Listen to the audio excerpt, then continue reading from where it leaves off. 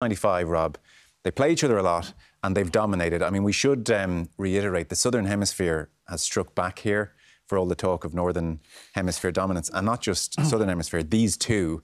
So it will be 24 years in 2027 since the last Northern Hemisphere win, and really it's these two all the way. 5 in a row, New Zealand or South Africa. Yeah, it's incredible, and I'm sure regardless of the result tonight, both teams will have a beer and they'll probably have a little bit of a chuckle about it's us again, isn't it? Yeah. For all the talk coming into the competition, this is Northern Hemisphere year.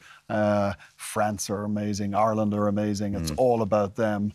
I'm sure that they will enjoy this little last laugh that they've had. I presume, though, they wouldn't have thought the talk over the last 4 years was nonsense. They couldn't have been rolling their eyes at it because Ireland were beating New Zealand, because France were France.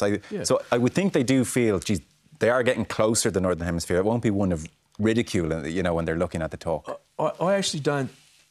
I think that's the talk here. At home, that's not the talk. It's just who the nation is. And they would say there's cigarette papers between everyone. These guys are no fools. They look around, they'll see who's beaten everyone over the last 18 months, 15 months, and they will know the margins are fine. I think what gives the South Africans and the New Zealanders a great advantage is that intergenerational knowledge of knowing how fine the margins are. So Ian Foster, the New Zealand coach, and Sam Cane, the captain, they were at the 2015 World Cup when New Zealand was so dominant. Obviously, the current world champions, the South Africans, were there. They know the margins, the minuscule margins that these games spin on. And that knowledge and that experience, when it comes to tournament play, I think is really important. But it's also history as well. You know, you put down to these teams how much... OK, these two teams are absolute World Cup test animals. Yeah. And their form beforehand, particularly New Zealand, didn't give us much hope for how they were going to perform at this tournament.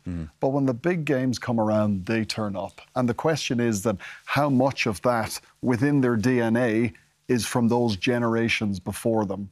Yeah. But how does that manifest? Because it's fine to say, oh, listen, they have a great pedigree in World Cups, but, you know, the 15, listen, the South Africans do, but the 15 to take the field, or the two 15s to take the field today, they haven't won a World Cup as this group. So what does it actually matter? What does 95 mean to this South African team? Zero. Now, it means zero directly, but I think there's an expectation that is on both these sides that delivers performance levels like no other, because 100% expectation in South Africa is they will win this World Cup. Every World Cup, 100%, New Zealand expects these players to win the World Cup. And anything else, we spoke about yesterday, is it binary? It's binary in those two countries. It's out and out failure. It's out and out disaster. It's a disaster. And remember all those times when New Zealand wasn't winning the World Cup? I think it brought down the government one year, Matt. You know, it was literally, that's how important it is. So the weight of expectation, and I think we saw during this World Cup, we saw South Africa versus France in the frenzied defence that we saw at periods during that game. That is sort of desperation that comes from expectation. And similarly, in the first opening few minutes for New Zealand, the way they rucked and carried against Ireland, that's the desperation, the expectation that we have to win this. We don't have any alternative. Yes, and they're